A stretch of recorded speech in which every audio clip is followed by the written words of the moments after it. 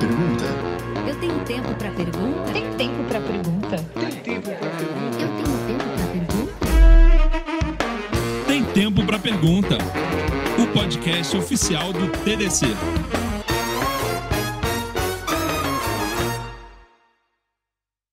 Voltando lá para trás, né? Como que você olhou para a carreira e você hoje é uma cientista de dados, tem muita história, eu quero passar um pouco por essa história, mas eu quero voltar lá no começo, aonde que despertou o interesse pela carreira nessa área da tecnologia, lá no começo, aqui adolescente, ou se foi antes, daqui a pouco você tem uma influência, como é que foi o seu começo? Sim, essa é uma pergunta boa, eu acho, para a gente começar, porque não foi planejado necessariamente, então eu não tenho aquela história tão tradicional das pessoas que ganharam um computador com, 10 anos e se apaixonaram por aquele computador e começaram a se projetar, né, naquela carreira. Então, eu fui uma criança normal, né? Eu gostava muito de estudar, isso sim, na escola. Eu tinha uma ligação grande com a parte de exatas, eu gostava muito de matemática, sempre gostei. E aí isso fez com que a minha vida fosse, ali, de alguma forma, assim, caminhando para, talvez eu deva fazer engenharia, porque é isso que, em geral, acontece aí no mundo tradicional, né? O que você vai fazer? Pelo menos antes era assim, não sei agora com a internet, talvez as pessoas já se projetem em outras coisas. E aí, então, inicialmente eu pensei, inclusive, em fazer engenharia elétrica. Por motivo nenhum específico. Eu também, sabia que o meu primeiro vestibular na Federal do Rio Grande do Sul foi para engenharia elétrica, tentei 2 vezes, não passei e sou muito feliz porque seria um engenheiro elétrico eletricista muito infeliz. Legal, inclusive temos isso em comum. Eu prestei vestibular, eu fiz o ensino médio no Colégio Militar de Porto Alegre, então eu entrei no concurso lá no ensino médio, né, que é um concurso ali meio difícil e tal. Bem tradicional, uma escola bem passar. tradicional. E aí lá no colégio tinha um pouco esse hábito das pessoas fazerem vestibular, no primeiro, no segundo, já vai fazendo para ver como é que é isso. Então eu fiz no segundo ano do ensino médio, eu passei para engenharia elétrica, mas eu ainda tinha que fazer o terceiro ano. Então tá bom, vou seguir a vida aqui. Tô no caminho. Né? Tô no caminho, mas vou seguir. E nesse meio tempo, assim, acho que no final do primeiro ano, eu tinha decidido fazer o vestibular especificamente do Instituto Militar de Engenharia. Então, eu sempre tive essa coisa da competitividade de querer, né, ir mais além.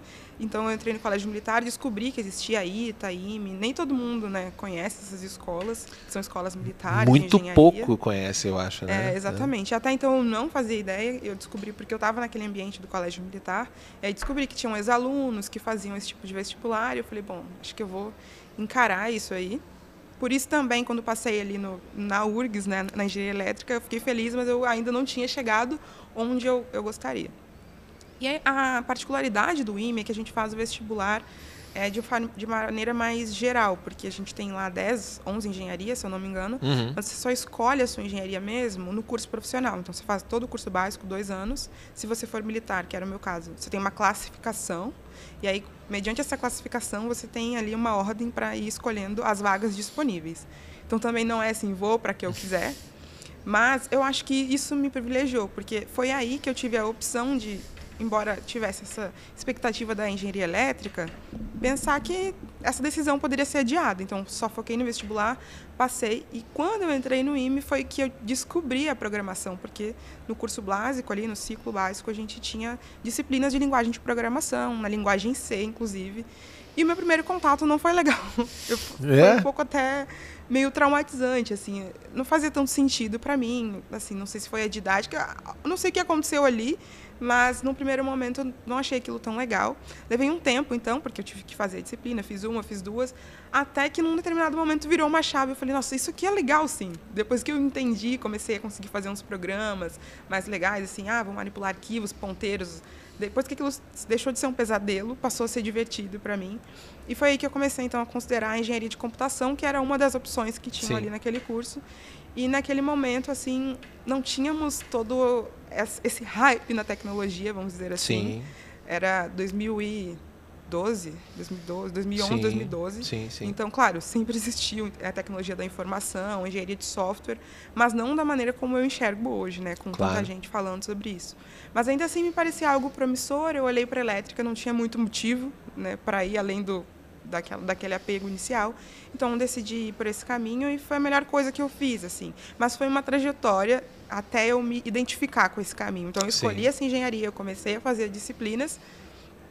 E aí o ainda ambiente ficava meio ajudou um assim. pouco a moldar o teu interesse acadêmico para o futuro, assim. Você foi Exato. conseguindo se organizar a Exato. Eu partir acho que eu dali. fui tentando projetar, né, o meu futuro dentro das informações que eu tinha e fui indo, assim, tem que fazer essa escolha aqui, vou fazer. Mas acho que levou ainda um tempo, levou mais um ano no ciclo profissional para eu realmente falar assim, olha, isso aqui faz sentido para mim, né? Eu me identificar de fato. Claro. Porque eu me dedicava e ia super bem, mais por esse meu perfil de ser uma boa aluna, de gostar de estudar, mas eu, por muito tempo, cheguei a pensar em outras coisas, porque lá no IME, por exemplo, a gente tem muita gente que acaba pensando em ir para uma carreira de consultoria estratégica, que são carreiras boas, promissoras, dão bons salários, né? Mais para uma área de negócios.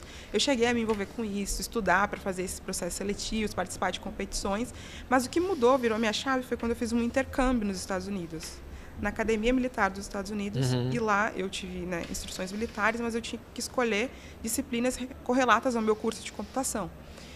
E ali, realmente, naquele ambiente, eu consegui despertar para perceber que aquilo fazia sentido para mim, eu gostava, eu tinha facilidade, né, interagindo ali com aquelas pessoas. E acho que virou uma chave grande para mim de perceber que só faltava eu me autorizar a fazer aquilo, né? Não ia vir ninguém de fora e falar, esse é o seu caminho. Eu tinha que escolher. Você tinha que escolher ele. Exato, eu tinha que escolher e aquilo fazia sentido. Eu gostava, eu era boa e tinha ali, né, eu via que essa carreira podia ser promissora.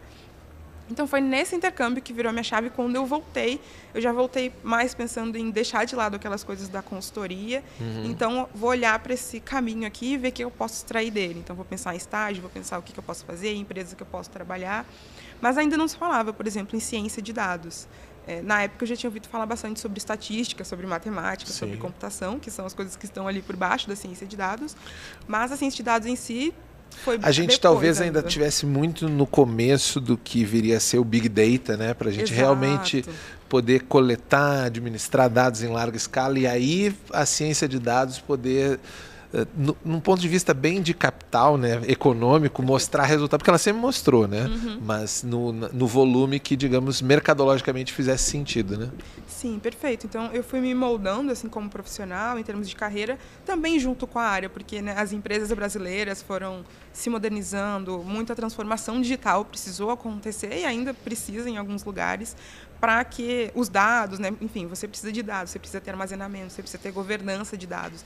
E as empresas brasileiras foram aprendendo a fazer isso.